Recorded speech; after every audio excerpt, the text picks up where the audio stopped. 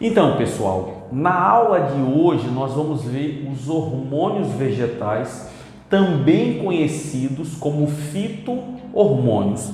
Então, vendo essa tabela aqui, esqueçam ela, foquem em mim, deixa a tabela, porque eu quero ir trabalhando hormônio por hormônio, ok? Então, repare só, nessa tabela nós colocamos os principais hormônios, a função de cada um e o local onde cada hormônio é produzido, ok? O primeiro hormônio vegetal que nós vamos ver é a alcina. Professor, a alcina é um hormônio que tem qual função? Agora vamos aqui para a tabela. Primeira função, ela permite, ela proporciona o crescimento do caule e da raiz. Mas tem um detalhe, repare só, existem duas possibilidades de crescimento, por multiplicação de células ou por alongamento. A alcina permite o crescimento do caule e da raiz por alongamento. Não esqueça, crescimento por alongamento. Então, pensou em crescimento, pensou em alcina, ok? Alcina ou auxina, hormônio do crescimento. Essa é a função mais abordada em prova. Essa é a função mais comum das alcinas, crescimento. Não esqueça. Mas só tem isso? Não. Vamos aqui para a tabela. Dominância apical. Como assim? A alcina, ela é produzida no ápice da planta, na extremidade. Então, enquanto a extremidade da planta estiver produzindo alcina, estiver intacta e com alta produção de alcina, os galhos não crescem. Ou seja, se crescerem, crescem de forma desregulada. Entenderam? Então, esse fenômeno que só predomina o crescimento, ó a palavra crescimento de novo da alcina, da extremidade, se chama dominância apical. Se você for perguntar para um jardineiro, ele vai lhe falar o seguinte: a poda é um fenômeno muito importante, porque ele vai dizer que com a poda a planta cresce por igual. Mas se você perguntar a ele por que isso acontece, talvez ele não saiba explicar o fenômeno fisiológico. Você agora vai saber explicar. Por quê? Porque quando eu podo uma árvore, eu estou cortando o seu ápice. Portanto, eu estou cortando o local que produz o quê? Alcina. Sem produção de alcina, os galhos agora começam a crescer. E qual é o hormônio que permite o crescimento dos galhos? É a citocinina. Tá vendo? Ó, quebra a dominância apical. Quando eu corto a alcina, corta o ápice, na verdade, e diminui a produção de alcina, aí os galhos começam a crescer. Por quê? Porque a citocinina agora entra em ação. Beleza? Tropismo. O que é tropismo? A gente vai ver mais à frente, numa próxima aula, os movimentos vegetais. Tropismo é um movimento em forma de crescimento, porém orientado. Tropismo é crescimento orientado. Orientado por quê? Aí nós temos os tipos de tropismo. O primeiro tropismo que nós temos é o fototropismo. O estímulo vem da onde? Da luz. Foto é luz. Tropismo, crescimento. Então, fototropismo, crescimento por meio da luz. Nós temos o geotropismo, que é o crescimento pela força da gravidade, né? Então, nós temos o quimiotropismo, a orientação é por meio de substâncias químicas. Tropismo é crescimento orientado, beleza? A gente vai ver melhor sobre tropismo na aula de movimentos vegetais. Em que local da planta é produzida a alcina? No ápice do caule, né? Ou seja, nas extremidades. É ali que é produzida a alcina. Então, podemos já dizer que a alcina foi passada para vocês, ok? Conseguiram anotar? Né? Ficou alguma dúvida? Se tiver, volte e veja de novo, ok? Mas então agora nós vamos para o próximo hormônio vegetal, que é o etileno. O interessante é que o etileno é um hormônio gasoso, é o único deles que é em forma de gás. E qual a função do etileno? Promover o amadurecimento dos frutos. O etileno é extremamente importante para o processo de amadurecimento. A gente sabe que o gás carbônico que a gente libera durante o processo de respiração, quando eu falo a gente, animais e vegetais, liberam esse gás carbônico no processo de respiração. Quanto mais gás carbônico o fruto, a planta ou o fruto tiver contato, mais rápida a produção de etileno. Por isso que é importante, às vezes, você quer amadurecer um fruto, você abafa ele, enrola num pedaço de jornal, bota num local afastado, dentro de um forno desligado ou dentro de um armário embalado, ele amadurece muito mais rápido.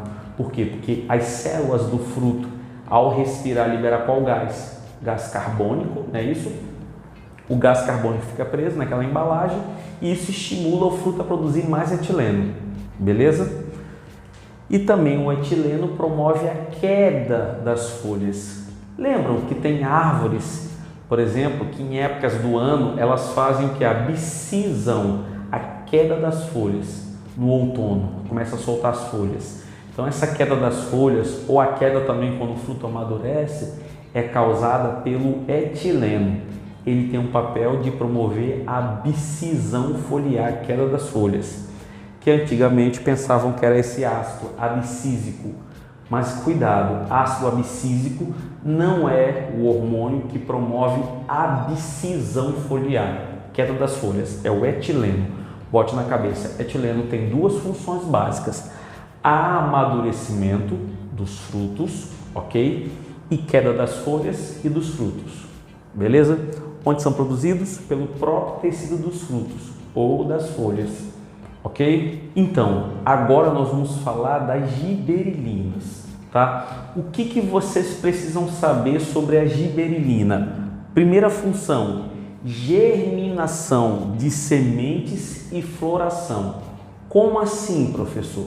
Quando uma semente ela é plantada, ela encontra um solo fértil, ela precisa germinar, ou seja, romper a casca. Para que isso ocorra, é necessário a presença desse hormônio. Ele vai ser importantíssimo no processo de germinação, como também no processo de floração. Lembrando que a floração é um evento antes da formação do fruto, porque tem que ter flor, a formação da flor para haver o fruto, né? Porque o fruto ele vem do encontro do gameta masculino com o feminino, ok? Então, primeira função da giberelina, estamos ok. Segunda função dela, produção de frutos partenocárpicos. Professor, explique melhor. Frutos partenocárpicos são frutos sem semente. Eles existem naturalmente. Eu vou dar um exemplo, a banana. A banana é um caso natural de fruto partenocárpico, ou seja, um fruto que se desenvolve sem a formação da semente, ok? Então, nesse caso, nós temos os frutos partenocárpicos, frutos sem semente. Isso também pode ser encontrado de forma artificial. Para que o fruto ele não tenha a semente, a gente sabe que o ovário tem que se desenvolver sem o óvulo ser fecundado. Porque quando o óvulo é fecundado, ele se desenvolve e vira o quê? Uma semente, ok? Se não tem semente, o óvulo não foi fecundado. Portanto, é um tipo de fruto que não tem semente. Se não tem semente, não tem embrião. A reprodução dessa planta, ela não ocorre por meio de germinação de semente. Beleza? Então, a giberelina é muito importante nesse fenômeno, nesse processo. Temos também laranjas, né? Uma espécie de laranja, que é a laranja Bahia ou laranja de umbigo. Também é uma laranja sem semente. Onde esse hormônio é produzido? Folhas jovens, raiz e embrião. Tá? São partes que produzem giberelina. Vamos agora para o próximo hormônio vegetal, citocinina. O que vocês têm que saber sobre citocinina? Primeira função, estimula a citocinese. O que é citocinese? Divisão do citoplasma, fenômeno importantíssimo na divisão celular. Retarda o envelhecimento. A citocinina também é importantíssimo no processo para retardar o envelhecimento, ou seja, ela vai de encontro o que o etileno faz.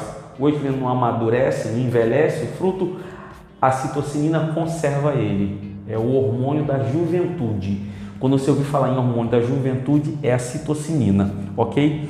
E quebra a dominância apical, que eu comentei com vocês, que é causada pela alcina. Quando ela está no ápice, a planta não consegue, fazer com que os galhos cresçam, aí você tem que cortar o ápice.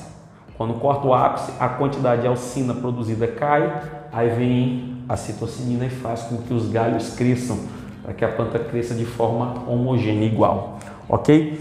Onde é produzida? Raiz, na raiz. E para acabar, o último hormônio vegetal é o ácido abscísico.